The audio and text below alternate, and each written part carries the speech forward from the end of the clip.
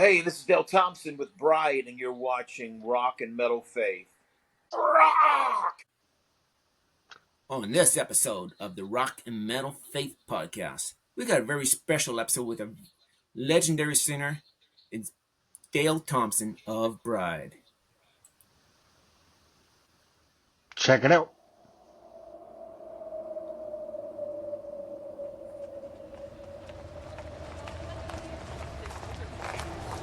Jesus is knocking on the door of your heart today.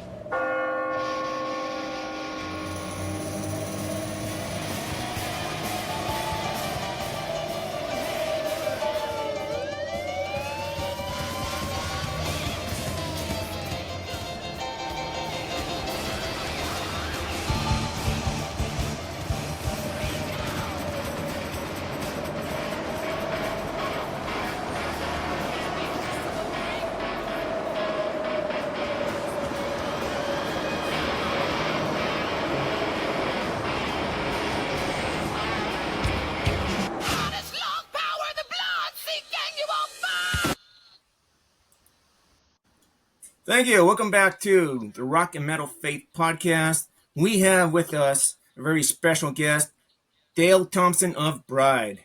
How you doing, Dale? Good. Welcome, Dale.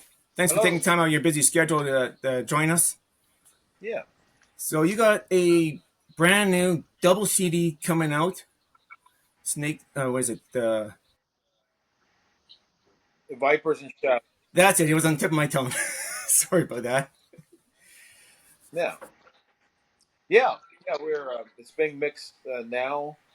We've all the recording has been finished. We've sent it to down to Brazil to be mixed and mastered. In Brazil, they'll actually put the drums on it and then send it back up here for production. We're also later on following this up this same year with an EP called Los Reels 4, which every few years we release songs that did not make the album for one reason or the other. It could be maybe they just didn't fit stylistically. But an EP is following this double album, so people are going to be getting about 30 brand new songs. Wow, that's got to be a lot of work. Yeah, matter of fact, it's crazy how we done it because I have lived in New Zealand for the past 11 years. So my brother and I, who write together, we were never in the same room or even Skyping or video chatting or anything to create this album. He wrote the music and sent it to me, and then I added the melodies and the lyrics and so forth in New Zealand. So we had no interaction making this album, which that's been the last three Bride albums were done that way as well, because since I was in New Zealand, we had recorded Snake Eyes, Here Is Your God, Are You Awake, and then now Vipers and Shadows. So, and that's just the way that we got used to doing it. What is it about New Zealand? Oh, I lived in New Zealand. I moved down there. I got married to a Kiwi, moved to New Zealand. And I was there for 11 years. I thought basically that my musical career was going to be over and I was going to take up painting or just writing because I write short stories. Um, but one of the guys that I collaborate with, Alan Zaring, from the band The World Will Burn, he wanted me to, well, we didn't have the band together then, but he sent me a song, and I said, that's a really good song. I have no way to record it. So he sent me basically a recording studio and a microphone and said, now you have no excuses. You can record my song. And then from there, we've done four albums with The World Will Burn. So while I've been in New Zealand, I guess, man, I've been busier in New Zealand than I was the first 30 years here in the States as far as recording and everything goes. Yes, I've been kind of following your career, and you've been doing lots of side projects and recording for basically anybody who wants to hire you as a vocalist type of thing. Yeah, I mean, I'm a hired gun for sure. This year we'll release, of course, the Bride material. Then we're releasing The World Will Burn, an album called Burn Baby Burn. And then we're releasing The Reconciled. I think this is our third album. And then also this year, Single and Thompson Ordained. I think that's our fourth album. We Are Resolute. I think that's three albums that's coming out. So we're releasing that one this year. And The Boondogs, which is my uh, blues project. The fourth Boondogs is coming out on Girder Records, and it looks like that Girder is also going to sign Not of This World that I did vocals and lyrics for. So I've got 6 or 7 projects coming out just this year with a whole host of other things. I have 3 books coming out. I got all these albums coming out, and we're in writing mode now for a movie that I'm doing with a Hollywood screenwriter. So staying quite busy. Definitely, man. You're just as busy as anybody else out there. So let's back up a little bit of history of Bride and Dale for maybe the 1 or 2 listeners out there who don't know Bride or Dale Thompson. When did you first start singing? Um, I've come from a very musical family. Our families used to get together and play bluegrass music, gospel songs, a lot of Southern gospel style music. Um, and probably from, when I learned what music was, I was singing. Played guitar early on, played bass guitar early on, but I gave those up just to concentrate on vocals. So yeah, from very early age, I was up in church playing. Me and my brother had a little band called the Hillview Lads, and we would travel around to churches. I think I was probably 8 or 9, and he was 6 or 7, and a couple of cousins, and we were traveling around just playing all the Southern gospel songs that we knew. But then one thing led to the other, and we were introduced, I guess, together to like contemporary Christian music people like the Imperials and Petra and Rusty Goodman and Dallas Holmes and Don Francisco and all that.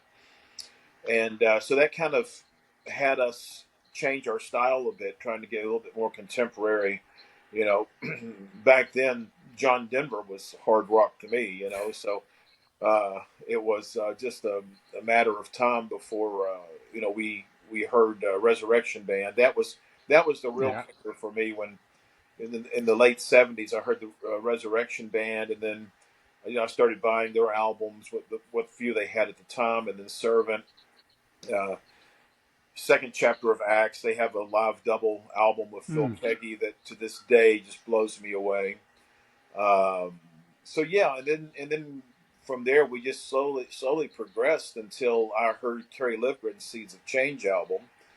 And when I heard that and I heard Ronnie James Dio singing on it, I knew exactly what I was supposed to be doing as a vocalist. Uh, so my entire style changed, and I adapted this brand new vocal, this brand new attitude toward music, and became a hard rocker. And Troy, my brother, just kind of sort of followed me into it all.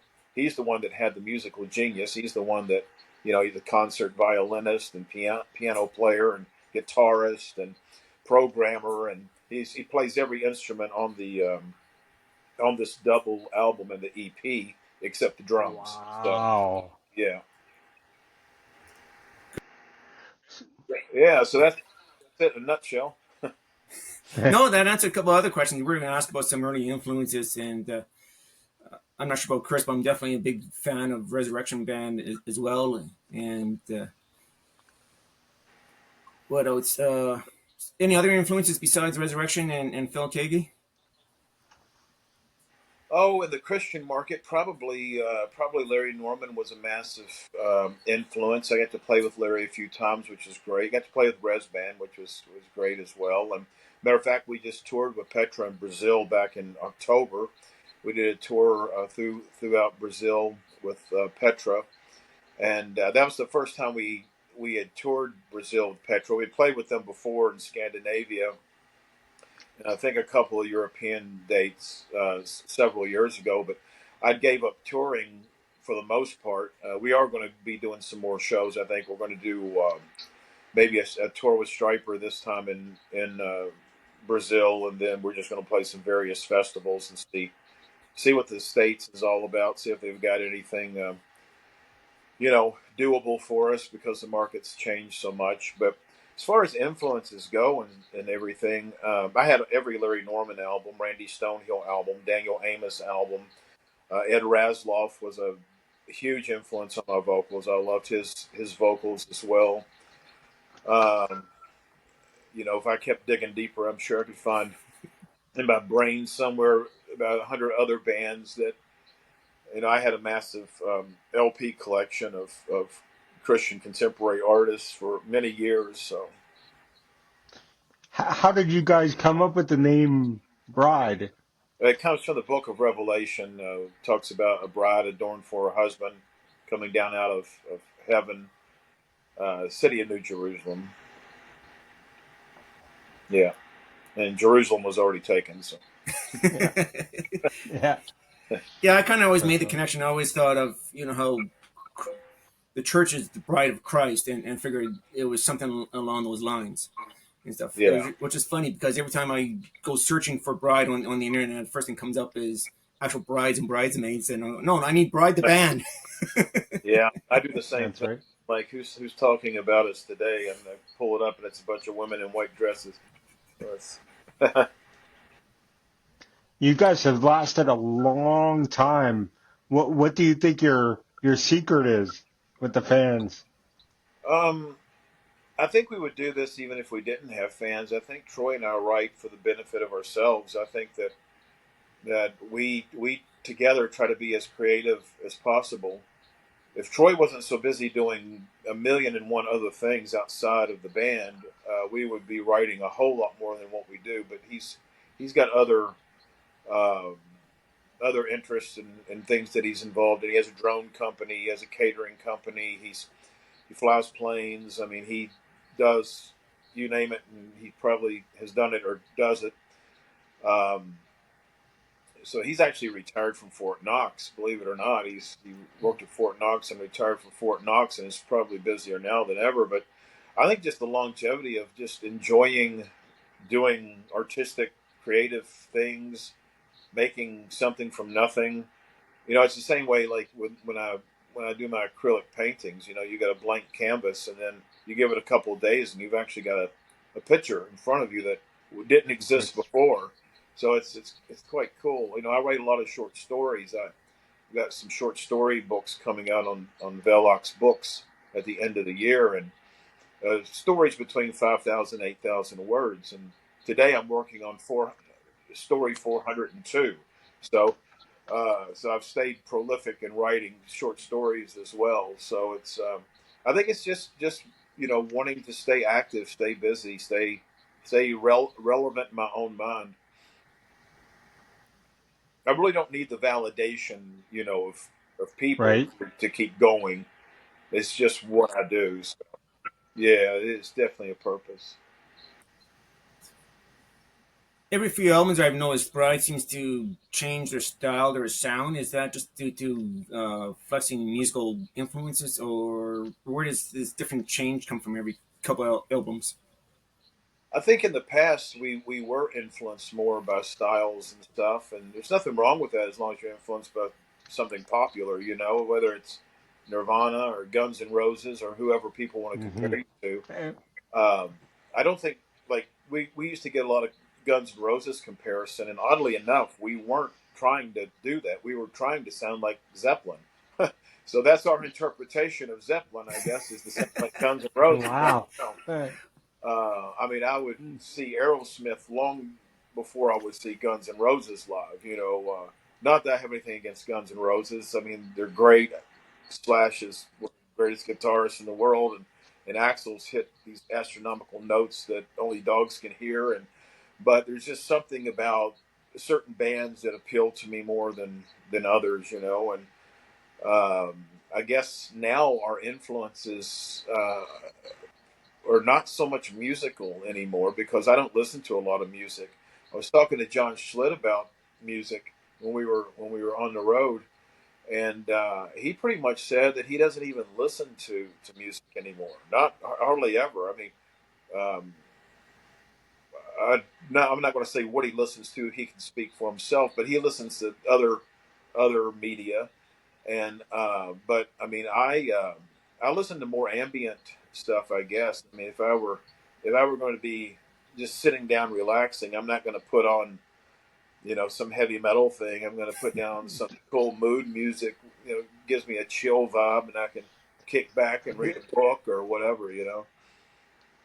Yeah, or do you think that your style has changed over the years as you've gotten older and I think it changes every couple of albums, just because we're evolving, we're growing, we're changing as people. I know that a lot of my personal beliefs are not the same as they used to be.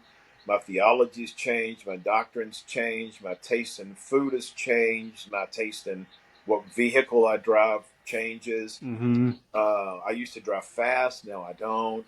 Uh, you right, right. I used to lift weights, now I don't. So you just do what you do at that time, and I guess it's according to what catches us at that particular time, what style we're writing. I know that the last three Bride albums pretty much sound like what Bride sounds like now. So there's not no major surprises in the new double album that we're releasing. It's not like people are going to be like, "Oh, well, they've changed again." But I do think that we've enhanced what we have been doing, and we've polished it a little bit more than the last three albums. I'd agree with that. Actually, I've heard the couple of snippets that you've sent out as previews, and I actually really like what I've heard so far. And I think I'd agree with that assessment. It sounds more polished, more. It's almost like a mixture of the new sound and Snake's sound kind of blended together, type of thing. Yeah, I mean, Troy's guitar style has changed somewhat too. He used to pretty much like he would just go and just. I mean, his solos and stuff were a lot of ad lib things. I mean, he did have some placements from some musical things, but he's really into like the twinning of the guitars now, to where we didn't have as much of that in the middle section of Bride's career. When we had Steve Osborne in the band, we always had twinning guitars. But then when we only had Troy, then we started writing for one guitarist. So now we're back writing for two guitarists, though we have one guitarist. So that's kind of weird. But anyway, Troy can handle the role. I mean, anything I ask him to do, he can do it. He doesn't have to compromise just because I have a wild idea. So So what's the story with the album with the snakes in the playground? How did that, I guess, title for the album come about?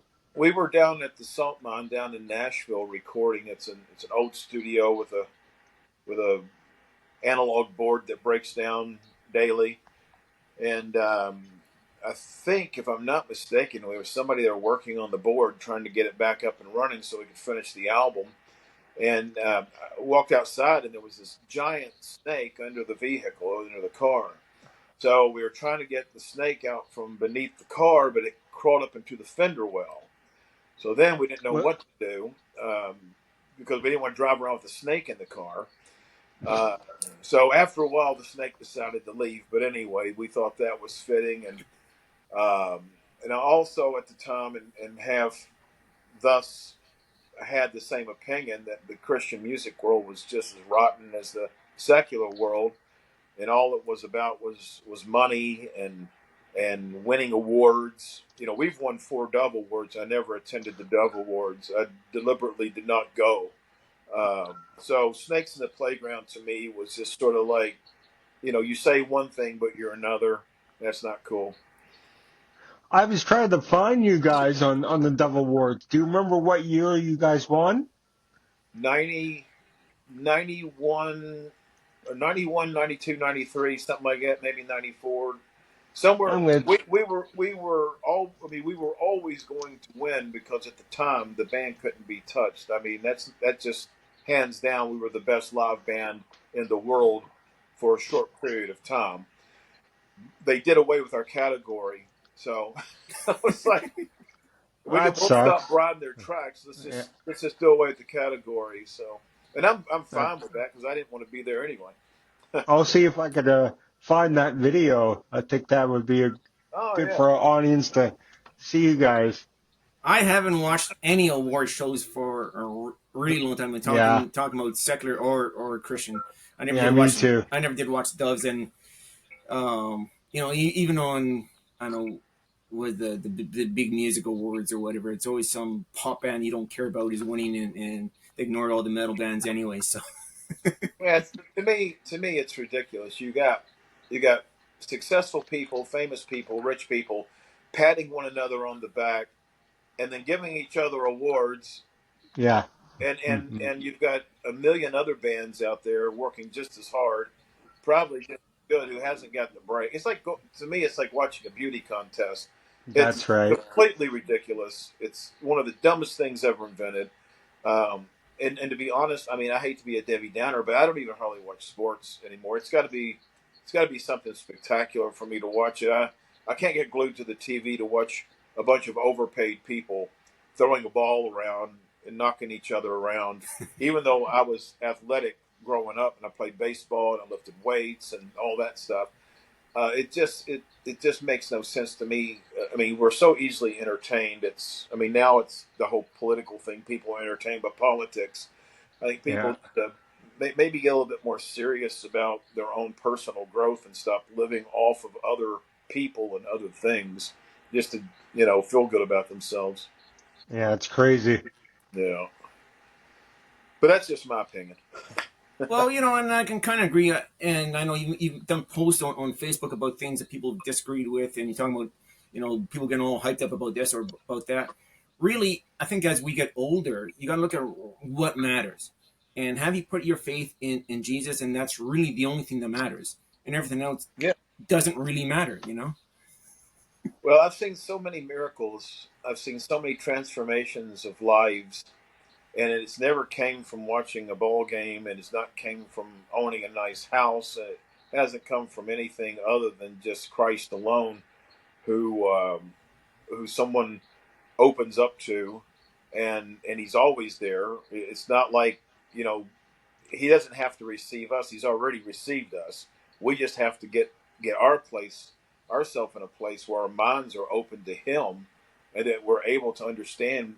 Yeah, He's there. He's there all the time.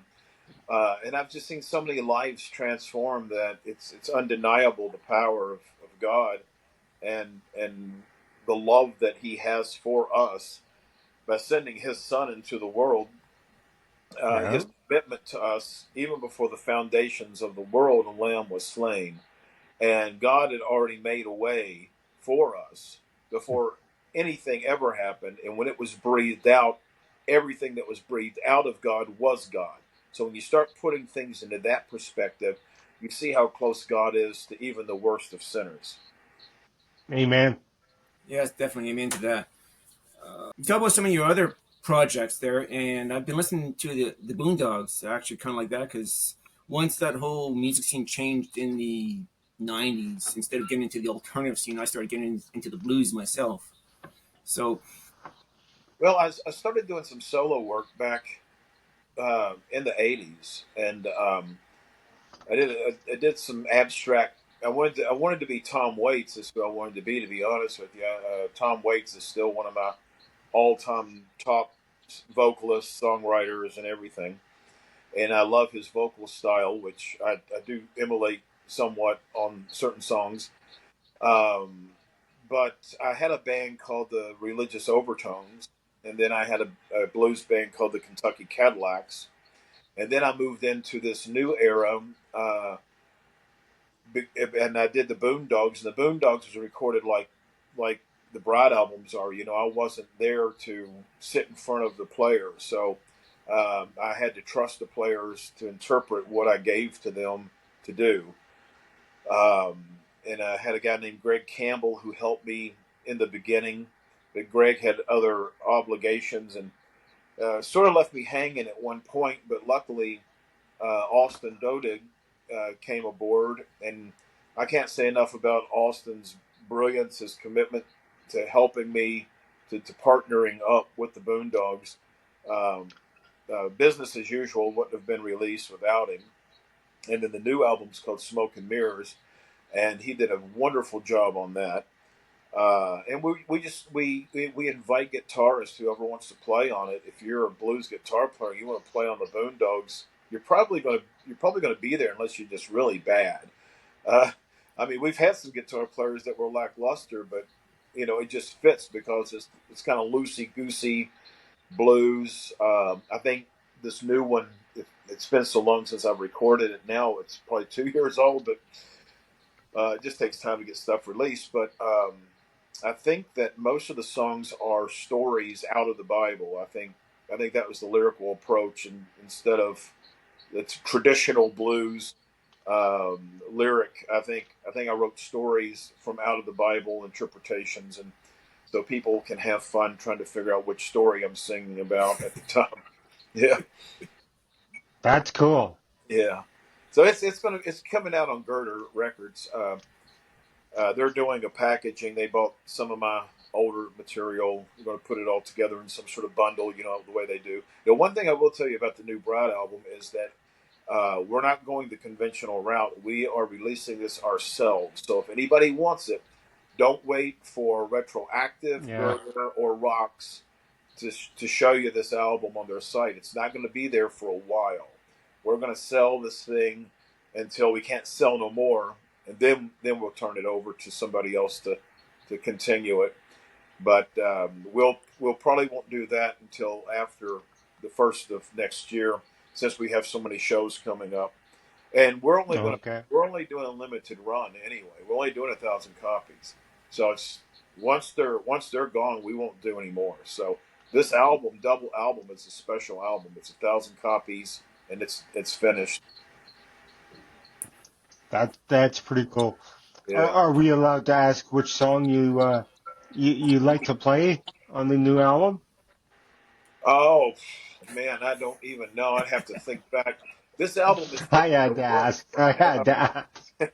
I mean, it's I'd have to even go back, and we have a song called "Fall to Pieces," which I thought turned out really, really well, and it's a snippet that we did release, but the song is, and there's a song called "Black Kiss" that is starts off as a ballad but changes to something a bit heavier as it goes, and that song sticks in my mind pretty heavy. I noticed in the early days of Bride, I mean, unfortunately, when I was younger, I didn't catch on to Bride.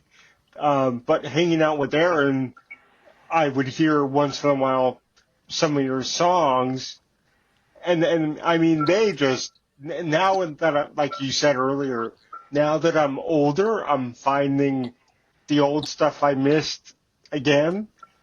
And I mean, your Hell No song, I've been like, wow, like, how did I miss that? You know? It's funny that I see people, they either love the first three albums and have not listened to anything else that we've ever done, regardless, or you find people that have not listened to the first three albums that didn't really know about them because maybe they're not that old, and then they go back to revisit and find a whole different Bride back in the '80s than there is now. We, uh, with each decade we definitely change. This is our fourth decade, and this is a brand new. It's a brand new Bride, really. I mean, we're always reinventing ourselves, and we're not afraid to take risk. Yeah. And I see that it's an impressive feat that what we've done is be able to change styles and do it believably. It's not like we've changed styles and suddenly crashed. We did the album Drop, which was kind of an acoustic rock album, which shocked people and mortified many, uh, only to later them write to us and apologize for rude remarks they made about it, Yeah. saying we get it now, we get it. Oh, we love Drop. It's a great album. But when it first come out, my gosh, I mean, you might as well took me out, tied me to a witch's pole, and burned me at the stake.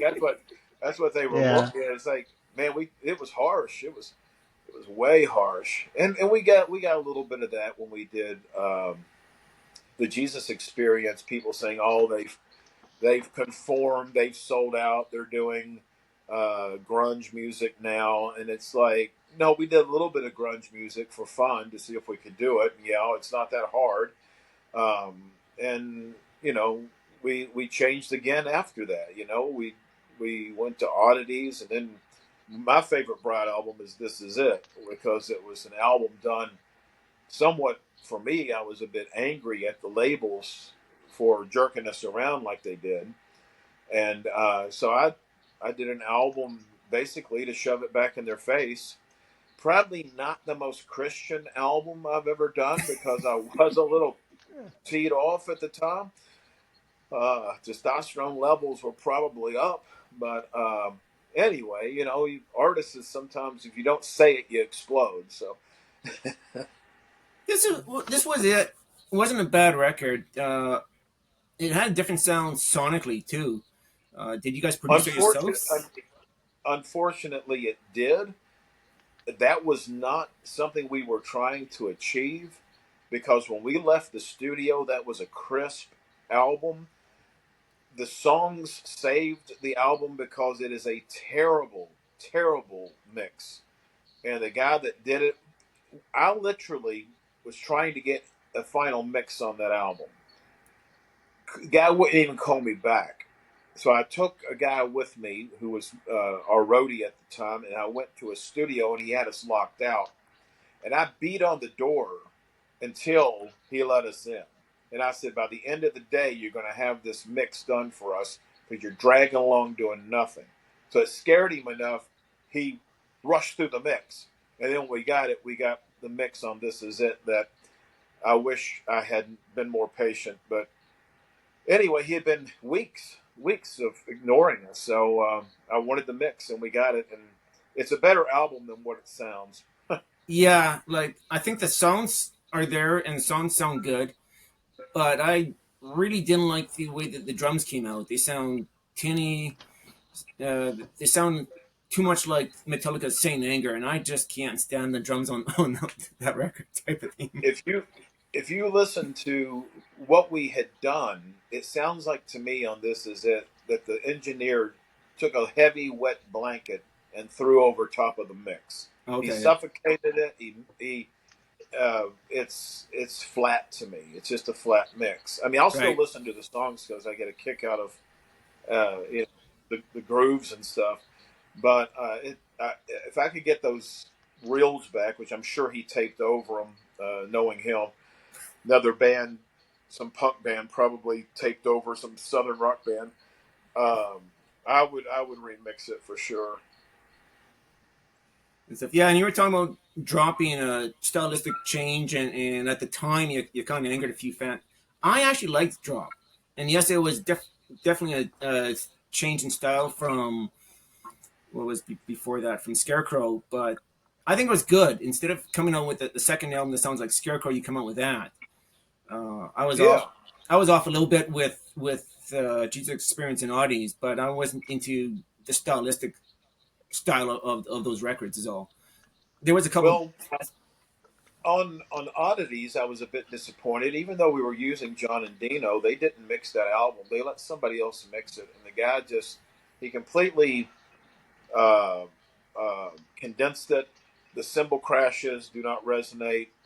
There's a lot to complain about with oddities sonically. The songs are there. There's a couple of songs I wish we had replaced. There's a couple of songs I wish had been on other albums. Why Won't He Break was a great song. I mean, that's heavy metal, right down your throat. And then there's some that probably would have been suited elsewhere. But yeah, that was another disappointment for me. I don't know what was going on in anyone's mind at the studio at the time, but it definitely was not focused on Bride. It was on something else. Right. Have you guys ever performed at a Mortal Fest? We played Immortal Fest last year. Yeah, Oh, okay. yeah. Oh, We're headlining Saturday night this year at the second one, August the 30th. Yeah.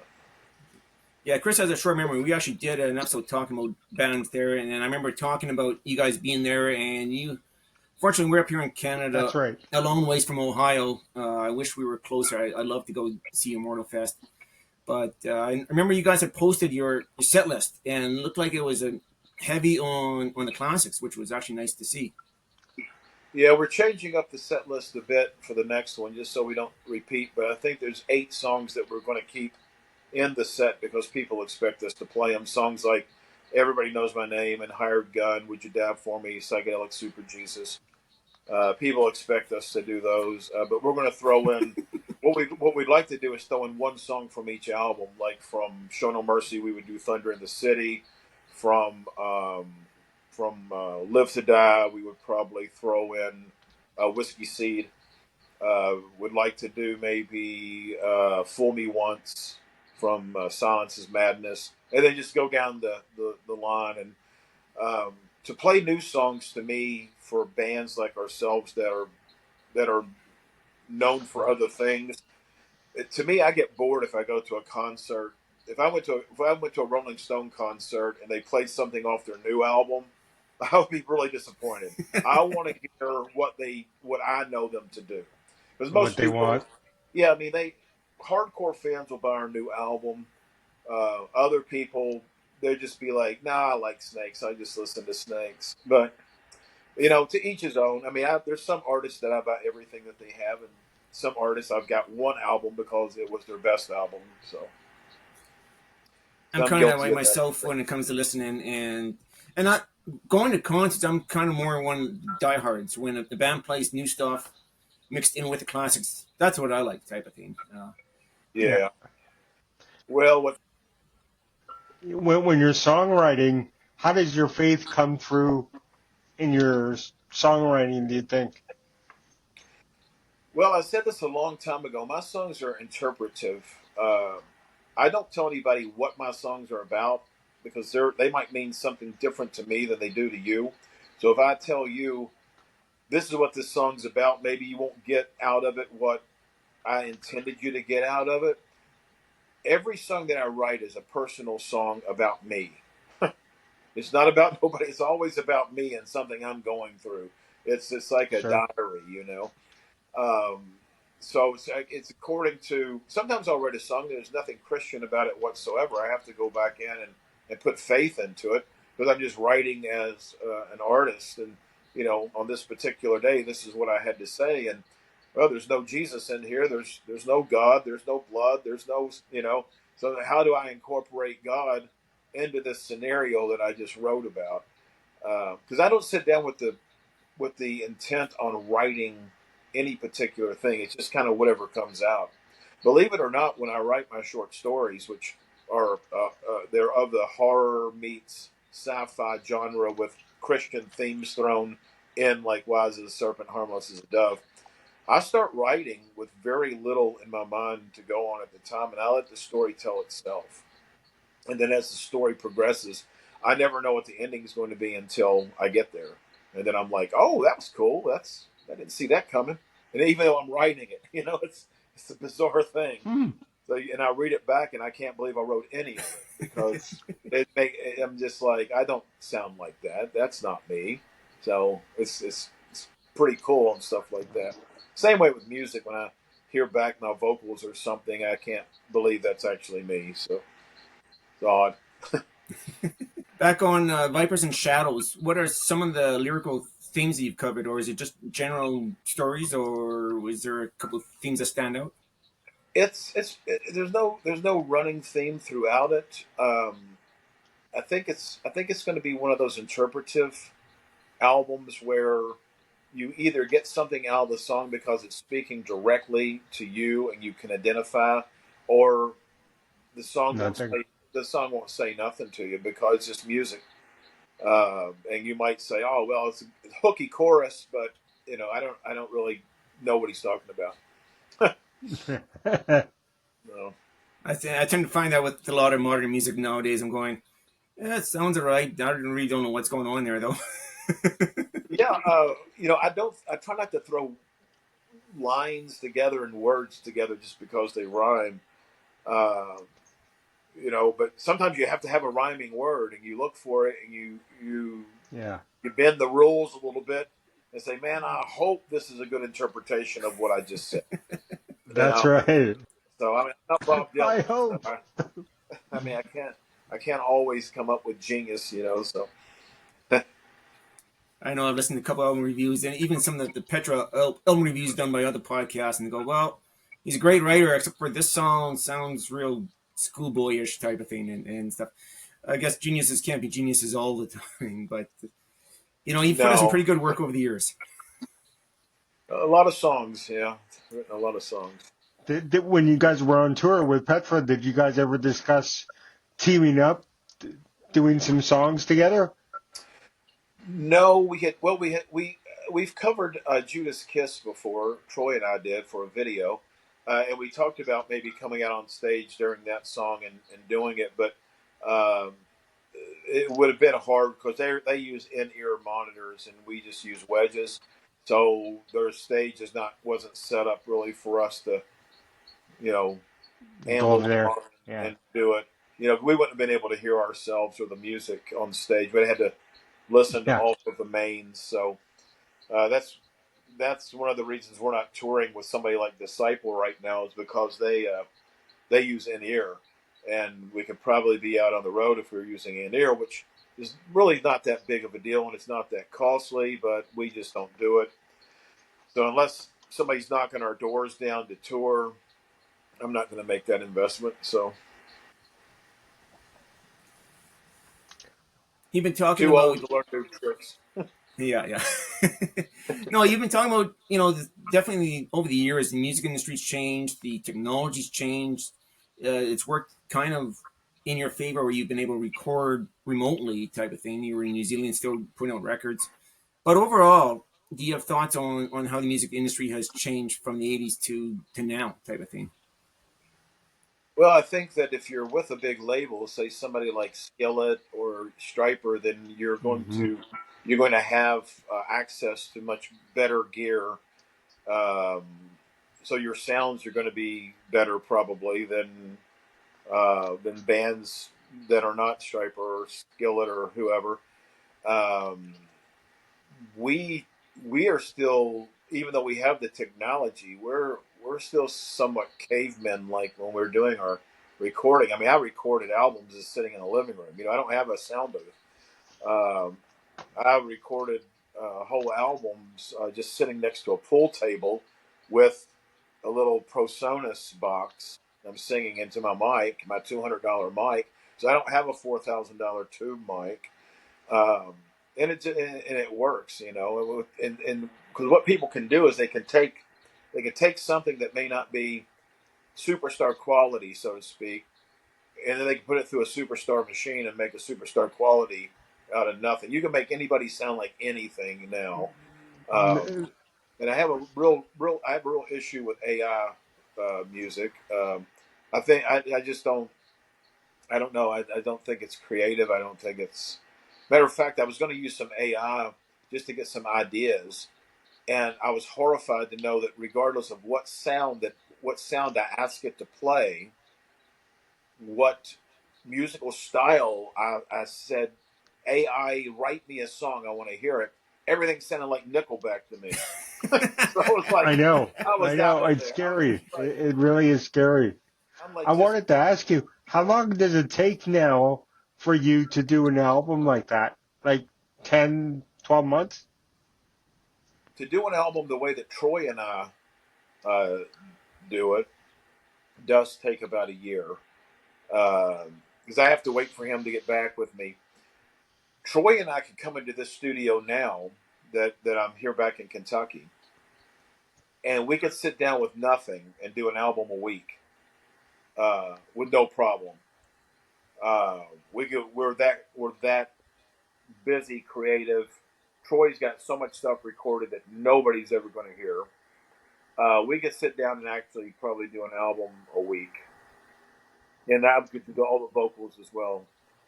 Um, so we've we can do so much more than what we've ever done. But the problem is the finding the audience for it. we have a very small little audience in the Christian market, and it's not expanding. And oddly enough, there's people out there that are supporting uh, Christian rock, but they don't know who Bride is. Yeah.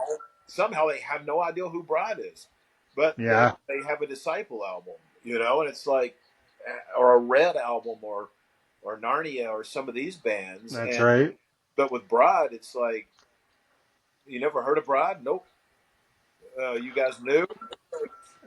Aren't there U.S. radio stations in the U.S. that play Christian hard rock? There was years ago. There used to be years ago, and I used to get royalties from it. So I would know when we were being played. You get royalties for airplay.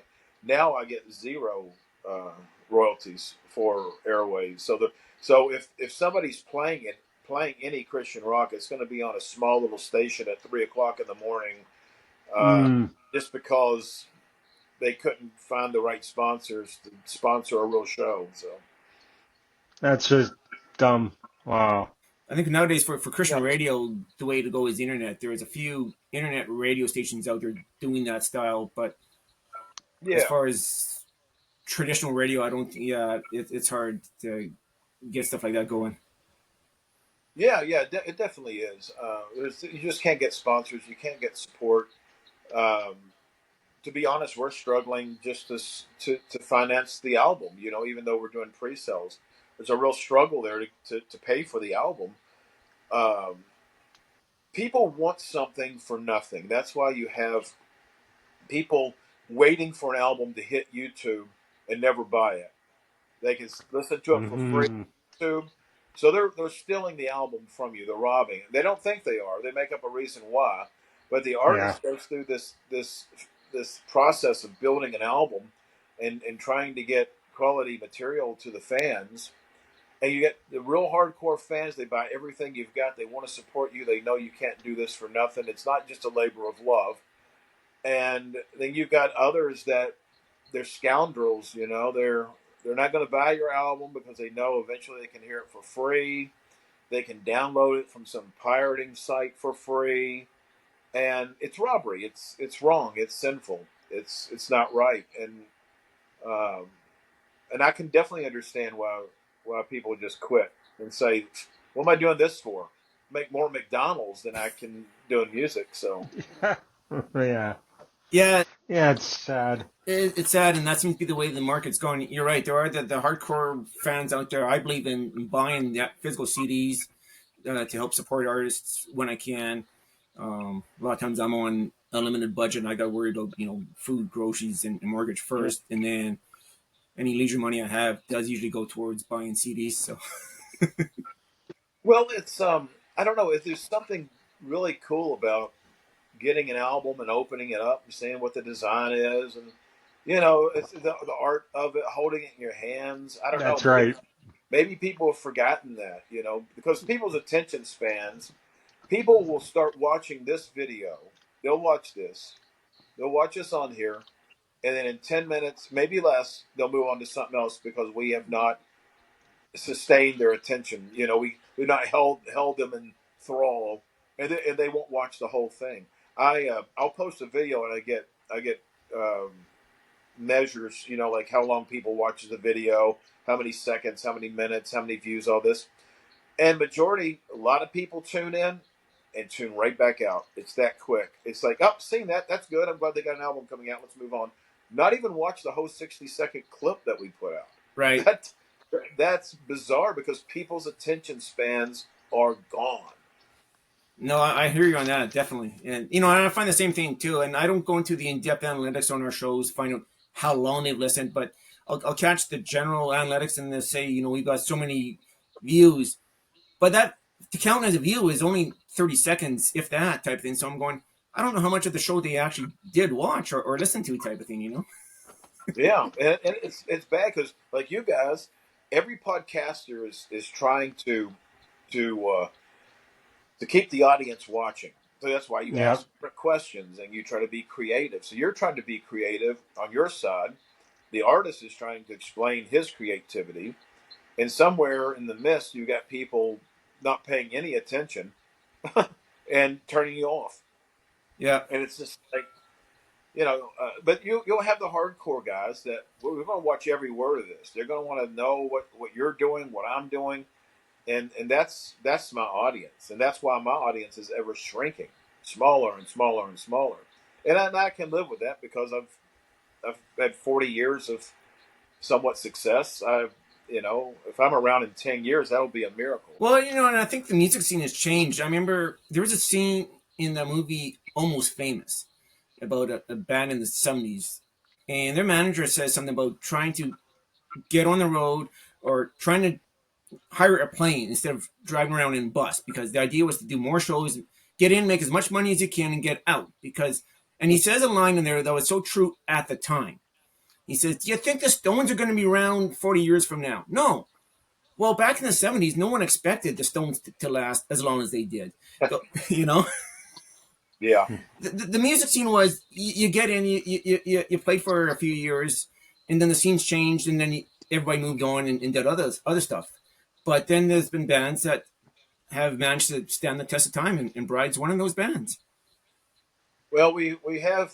There are certain times where I thought that we had wore out our welcome. We've stayed too long, but then you get some sort of, uh, somebody writing to you, telling you what that last album meant to them, and they were going through a hard time, and you said the right thing at the right time, and pulled them up out of the muck and out of the miry clay where they were seeping back into some sort of carnal living, and you know.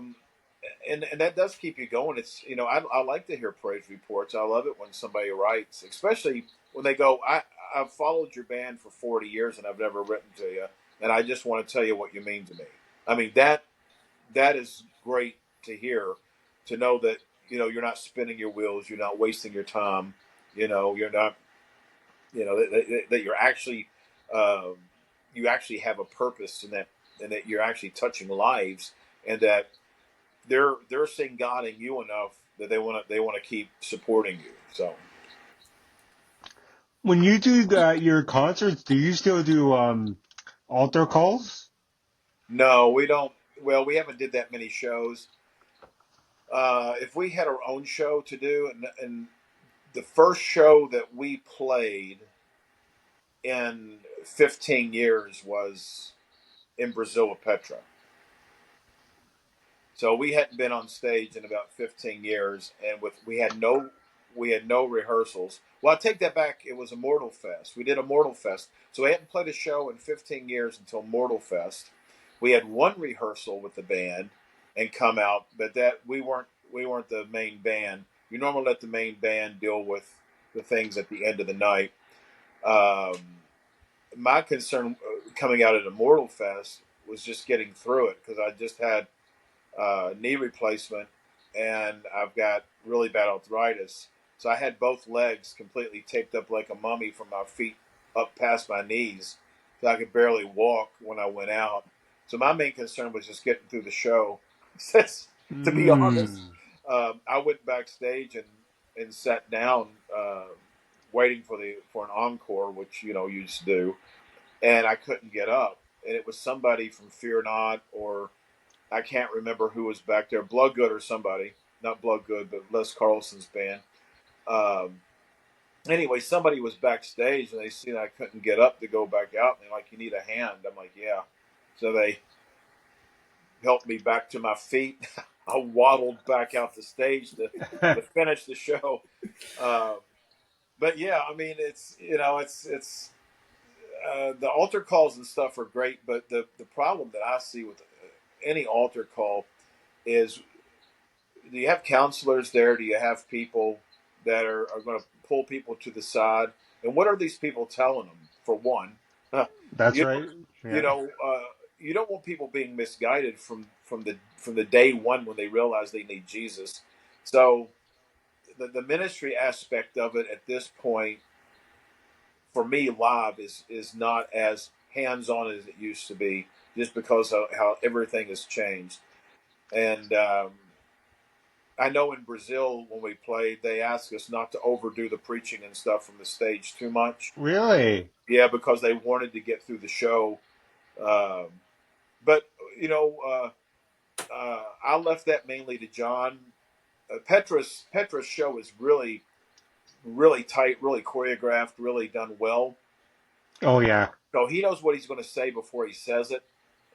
Because he would say the same type thing every night, and it works really well because he fits all the scriptures in and the stories, and the music backs it. And where I'm just blundering out through there, just trying not to fall off stage. So Sounds good. Well, that's just about all we have time for. Although I usually try and have the guests do one last question. They're kind of a fun question. So, if you could jam on stage with any other artist, who would you like to share the stage with? you mean like band wise, like bands, the band, or me as a person, or what? Yeah, you as a person, or you with the band Bride, jamming with another Uh, artist that's out there. I think it would be really cool to actually go out and I don't know, maybe some of my heroes from the '70s would have been quite cool. If I was standing on stage and Robert Plant was standing to the side, I probably would be froze. I couldn't move. I'd be you know I'm one of those people. I get starstruck easy.